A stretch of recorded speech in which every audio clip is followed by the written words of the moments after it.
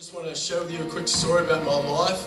I grew up with a mum that loved me very much. I had it good, but I just wanted to be bad. I was always being naughty, and always being a rat bag. Yeah, sure there were consequences, but I just wanted to ignore my guilty conscience. I thought that having fun was worth it, and so. Yeah, sure, I quickly began to realise that was dumb, but I just tried to ignore that too.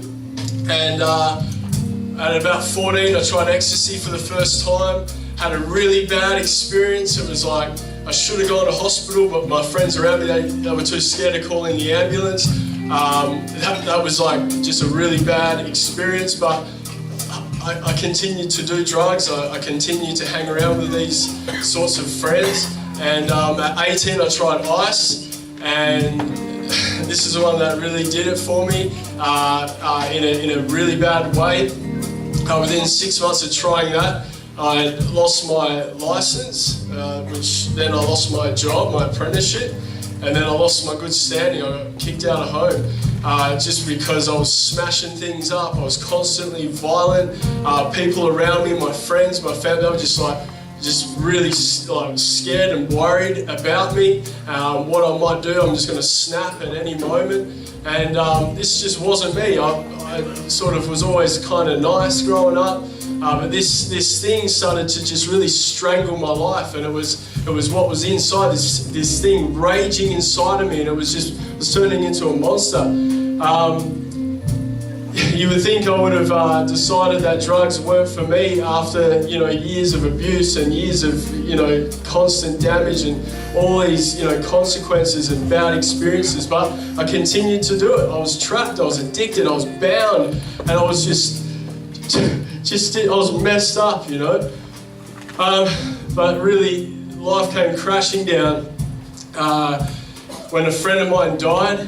And I tell you what, I've never been so worried about, where I would go if I was dead.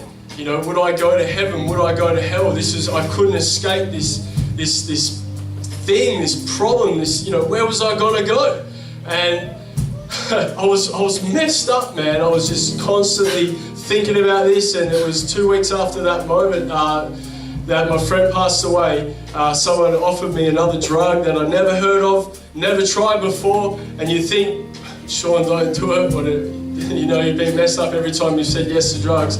But I said yes. I was in such a low place. I said, yeah, right, I'll try this, Drugs weren't having an effect on me anymore. I wasn't getting that excitement, wasn't getting that buzz, so I just thought I'd take one more step, into, this risky situation, thinking that it would bring me some excitement and all of that.